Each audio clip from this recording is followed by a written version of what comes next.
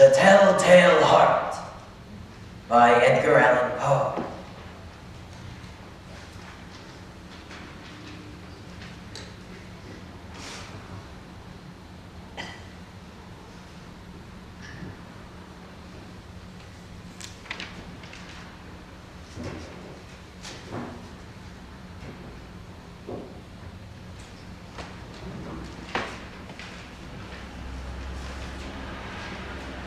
True. Nervous. Well, I am very dreadfully nervous. I had been and am, but why will you say I am mad? The disease had sharpened my senses, not destroyed, not dulled them. Above all was the sense of hearing, acute. I heard all things in heaven and earth. I heard many things in heaven. How then am I mad? Hearken and observe how healthily, how calmly I can tell you the whole story.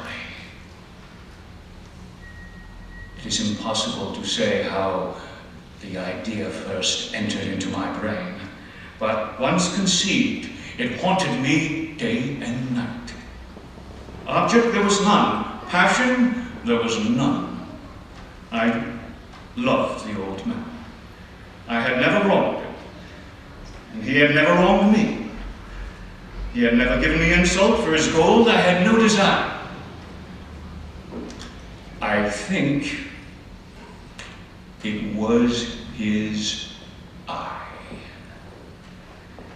Yes, it was this. He had the eye of a vulture, a pale blue eye with a film over it. Whenever it fell upon me, my blood ran cold.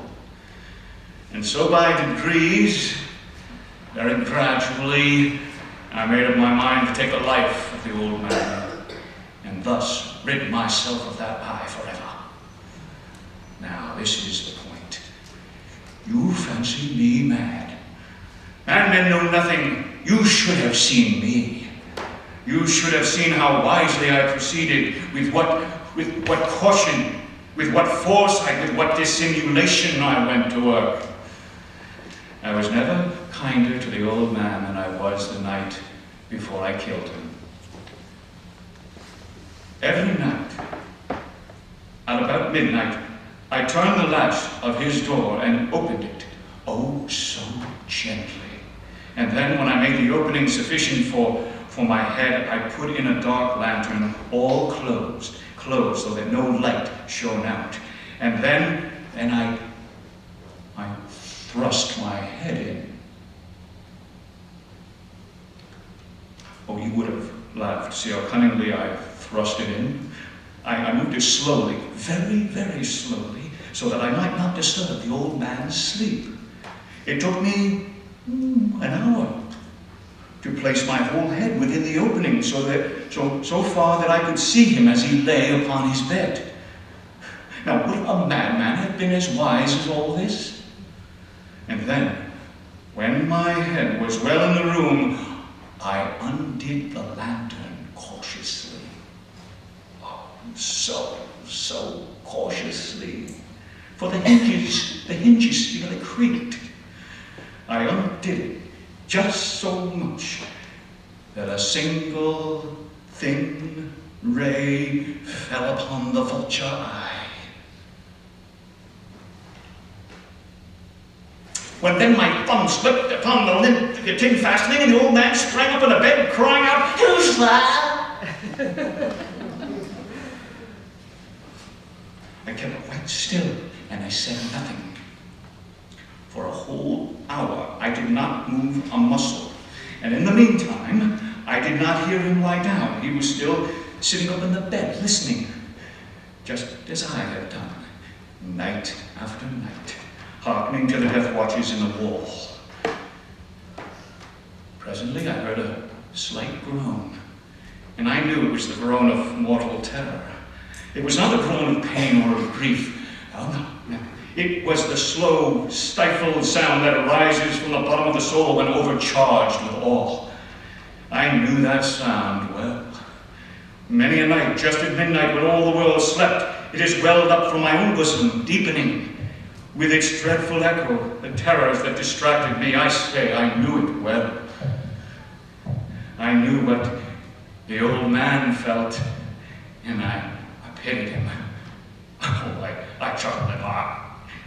I knew that he had been lying awake ever since the first slight noise when he had turned into bed. His fears had been growing upon him. He had been trying to fancy them causeless, but could not. He had been saying to himself, "Well, it's nothing but the wind in the chimney. Oh, it's only a mouse crossing the floor. Or maybe it's a cricket. Cricket giving just off a little single chirp." Yes, he had been trying to comfort himself with these suppositions, but he had found it all in vain. All in vain, because death, in approaching him, had stalked with his black shadow before him and enveloped the victim. While I had waited a long time, very patiently, without hearing him lie down, I resolved to open a very, very little crevice in the lantern. So I opened it. You cannot imagine how stealthily until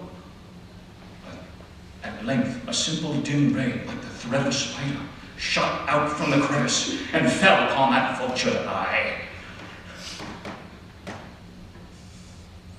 It was open, wide open, and I grew furious as I gazed upon it. I saw it with perfect distinctness, all a dull blue with a hideous veil over it that chilled the very marrow in my bones. But I could see nothing else of the old man's face or person, for I had directed the ray as if by instinct, precisely upon that damned spot. Now I say, there came to me, to my ears, a low, dull, quick sound, such as a watch when enveloped in cotton. I knew that sound well, too. It was the beating of the old man's heart. It increased my fury, as the beating of a drum stimulates the soldiers into courage. But even yet I refrained, and I kept still. I scarcely breathed. I held the lantern motionless. I tried how steadily I could maintain the ray upon the eye. Meantime, the hellish tattoo of the heart increased. It grew quicker, and louder every instant. The old man's terror must have been extreme. It grew louder. I say louder at every moment. Do you mark me well? I have told you that I'm not nervous. But so that I am. So what? And now, at the dead hour of night, amid the dreadful silence of that old house, so strange a noise as this excited me to uncontrollable terror. Yet, for some minutes longer I refrained, and I stood still. The beating grew louder. I thought the heart must burst. And now a new anxiety seized me.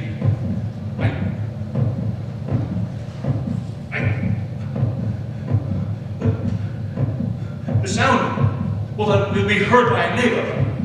The old man's hour had come. With a loud yell, I threw open the lantern and leapt into the room. He shrieked once only. In an instant, I dragged him to the floor and pulled the heavy bed over him. I then smiled gaily, for the deed was finally done. But for many minutes, the heart beat on with a muffled sound. This, however, did not vex me. It would not be heard through the wall. At length it ceased. The old man was dead.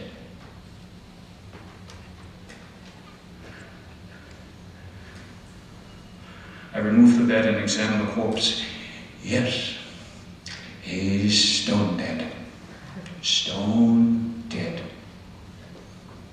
I placed my hand upon the heart and held it there many minutes. There was no pulsation. He was stone dead. His eye would trouble me no more. Now, if you still think me mad, you will think so no longer when I describe the wise precautions I took for the concealment of the body.